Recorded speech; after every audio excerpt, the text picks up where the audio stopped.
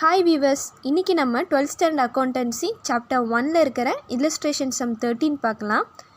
Chapter 1ல் இருக்கிற exercise sums எல்லாமே நான் ஆல்ரெடி போஸ்ட் பண்ணிட்டேன். அதுக்காக செப்பரேட் பிளேலிஸ்ட்டும் நான் க்ரியேட் பண்ணி வச்சுருக்கேன். உங்களுக்கு ரெஃபர் பண்ணணுன்னா நீங்கள் அந்த பிளேலிஸ்ட்டில் போய் எல்லா எக்ஸைஸ் சம்முக்கான வீடியோஸும் பார்த்துக்கலாம். ஸோ இல்லஸ்ட்ரேஷன் 13ல் பாருங்கள், from the following particulars calculate total sales. கொடுத்துருக்க இன்ஃபர்மேஷன் வச்சு நம்மளை டோட்டல் சேல்ஸை கால்குலேட் பண்ண சொல்லியிருக்காங்க. ஸோ கொஷினில் என்னென்ன கொடுத்துருக்காங்கன்னா, debtors as on 1st April 2017, bills receivable as on 1st April 2017. So டெட்டாஸ்க்கு பில்ஸ் ரிசீவபிளுக்கு ஓப்பனிங் பேலன்ஸ் கொடுத்துட்டாங்க. Cash received from debtors, cash received for bills receivable, bills receivable dishonoured, sales return, closing bills receivable, closing sundry debtors கொடுத்துட்டா and cash sales கொடுத்துருக்காங்க. நமக்கு தேவை total sales. Total சேல்ஸுன்றது cash sales plus credit sales. கொஷினில் உங்களுக்கு bills ரிசீவபிளோட ஓப்பனிங்கும் கொடுத்துருக்காங்க, டெட்டாஸோட ஓப்பனிங்கும் கொடுத்துருக்காங்க. So ரெண்டு அக்கௌண்ட்டுமே நம்ம கம்பல்சரி ப்ரிப்பேர் பண்ணணும். ஃபஸ்ட்டு நம்ம பில்ஸ் ரிசீவபிள் அக்கௌண்ட் ப்ரிப்பேர் பண்ணணும். அப்போ தான் நமக்கு பில்ஸ் ரிசீவ்டு ஃப்ரம் டெட்டாஸ் எவ்வளோன்னு தெரியும். ஸோ ஃபஸ்ட்டு நம்ம பில்ஸ் ரிசீவபிள் அக்கௌண்ட் பார்க்கலாம். ஹெட்டிங் எழுதிக்கோங்க, bills receivable account, format particulars rupees, particulars rupees. First bills ரிசீவபிளோட ஓப்பனிங் பேலன்ஸ் கொடுத்துருக்காங்க. Bills receivable on 1st April 2017 rupees 40,000.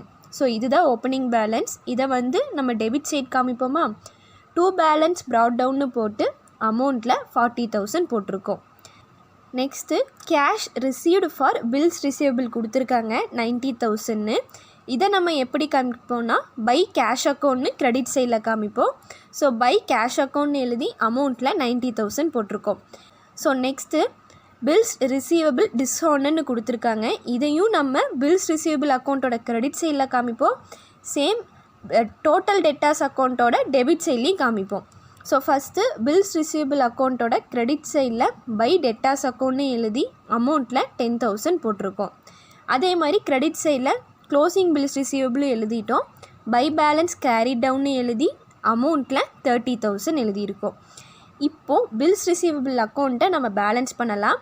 அப்போ தான் நமக்கு பில்ஸ் ரிசீவ்டு ஃப்ரம் டெட்டாஸ் எவ்வளோன்னு தெரியும். ஸோ பில்ஸ் ரிசீவபிள் அக்கௌண்ட்டோட கிரெடிட் சைடில் பார்த்தீங்கன்னா நமக்கு 1,30,000 இருக்குது.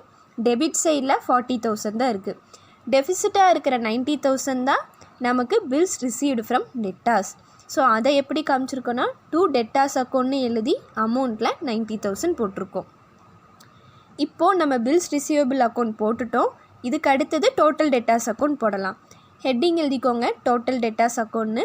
ஃபார்மேட் பார்த்திங்கன்னா particulars amount, particulars amount.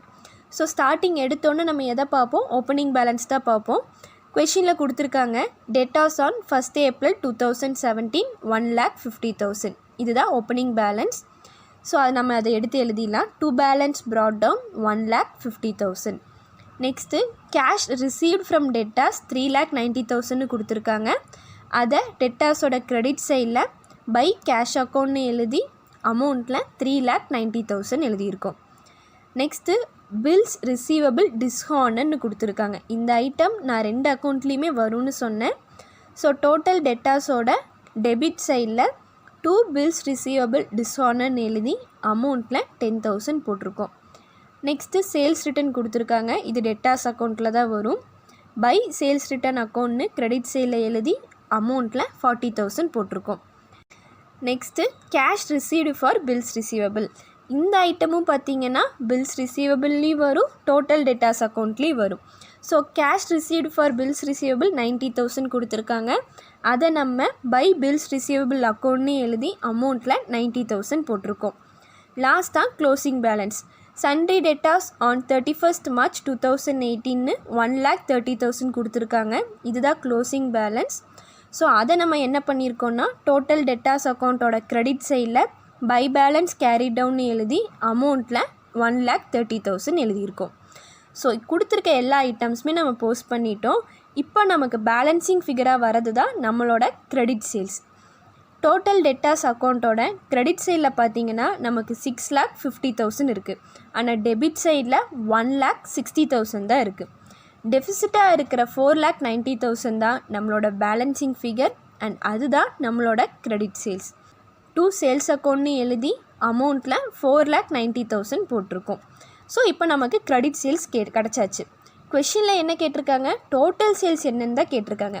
Total சேல்ஸுன்றது cash sales plus credit sales.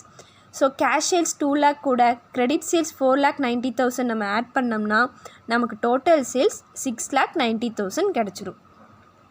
உங்களுக்கு டவுட் இருந்துச்சுன்னா கமெண்ட் பாக்ஸில் கமெண்ட் பண்ணுங்கள். இந்த மாதிரி பல யூஸ்ஃபுல் வீடியோஸ்க்கு ஆர்ட் ஸ்டூடெண்ட்ஸ் ராக்ஸ் சேனலை சப்ஸ்கிரைப் பண்ணுங்கள். ஸோ என்னோடய வீடியோஸ் நீங்கள் மிஸ் பண்ணாமல் பார்க்கலாம். தேங்க்யூ.